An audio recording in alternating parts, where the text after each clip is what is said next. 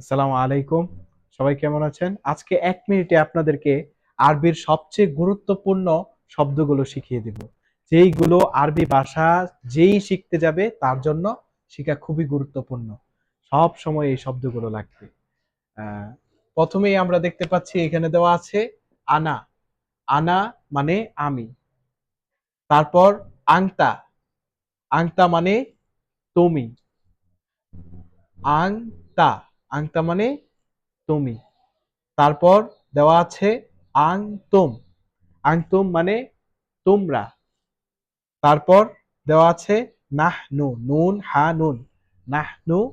নাহনু মানে কি? আমরা। তারপর এখানে দেওয়া আছে হু। হুয়া। হুয়া মানে সে। তারপর হুম। হুম মানে তারা। তো এইখানে আমরা যদি এই শব্দগুলো দিয়ে একটা শব্দ বলি যেরকম আ আনা মানে আমি। বলবো যে আমি ফুয়াদ। আমার নাম হলো ফুয়াদ। তো এখানে আমরা বলতে পারবো যে আনা ফুয়াদ। আমি হলাম ফুয়াদ।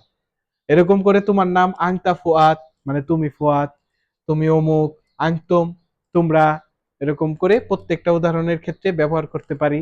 তোমাদের নাম বলতে পারবো অথবা নাহনু আমরা এটা, সে সেটা, তার নাম হলো এটা এরকম আরকি আমরা ব্যবহার করতে পারবো।